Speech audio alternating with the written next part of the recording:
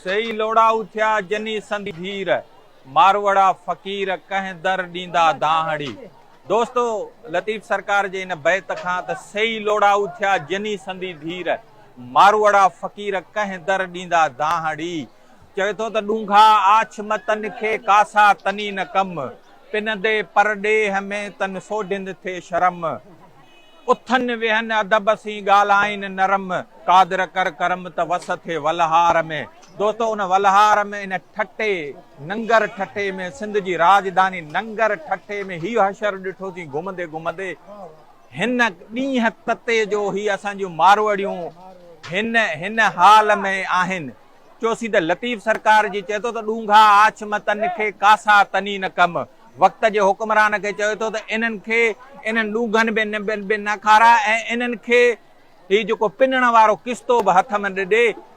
उथनि वेहनि अदब सी ॻाल्हाइनि नरम, हिननि जो जेका किरत आहे उहो उथनि वेहनि अदब सी ऐं ॻाल्हाइनि बि नरम थियूं। पिनंदे परडेह में तन सोढिन थे शर्म, इन्हनि सोढिन खे परडेह में बि पिनण शर्म थिए थो। ही पंहिंजे वतन में हीअं हिननि खे पंहिंजी माउरुनि भेनरुनि खे ही वक़्त जो हुक्मरान ज़लील करे पियो। ही कंहिं दर दाहड़े ॾी, कादर कर करम त वस थे वलहार में। हाणे मथीं खे दाह ॾे थो त तूं को कर्म कर। त हिननि मारवड़नि जी ही जेका हिन उस में निटहण उस में ही हिननि जूं ख़ुशियूं बि वियूं हलियूं, ख़रीदूं बि वियूं हलियूं ऐं ही माण्हू ज़लील थियनि पिया वक़्त जी हुक्मरान जी पॉलिसीअ जे करे। ही असांजूं मारवड़ियूं माउरूं भेनरूं सोन वर्नियूं सोढियूं रुपए रांदि कनि, अगरि ओ ताकनि में खथूरियूं खटनि, ओतियाऊं अंबीर सी मथे ताक तड़नि, इझे था अचनि काक ककोरिया कापड़ी।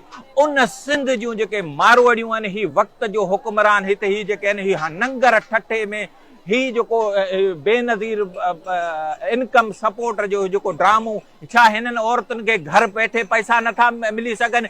हिन मॉडर्न एज में ही मोबाइल हर कंहिंजे हथ में, बैंकूं आहिनि, हिननि जे घर में ई तव्हां जेकॾहिं सर्विस ॾियणी आहे, हिननि जी माशी हालत सुधारणी आहे त हिननि असांजी माउरुनि भेनरुनि खे घर वेठे छो नथा पैसा ॾियो? ही सॼो ॾींहुं हिते ज़लील थींदियूं, राति जो बि हिते आहिनि, सुबुह जो बि हिते आहिनि। हिननि ॾोह कहिड़ो कयो, तव्हांखे वोट बि ही था ॾियनि ऐं ज़लील बि ही। हुक्मरान कुझु अखि खोल, न त वक़्त जा हुक्मरान केई विया, केई आया अरगोना तरखान हिन ई नगर ठटे में आया ज़लील थी पंहिंजा विया हलिया। क़बरुनि ते बि केरु माण्हू फिटकार करे पियो। इहो वक़्तु अची वियो त हुक्मरान तुंहिंजे बि मुंहं ते फिटकार हुजे। तव्हांजी धरतीअ जो हीउ सुवालु आहे। सभई जेके बि तव्हांजी सिंध में अहिड़ी वेदन थिए पई त दुनिया खे पिक्चर ॾेखारियो त वक़्त जो हुक्मरान तव्हां सां कहिड़ी वेदन करे पियो।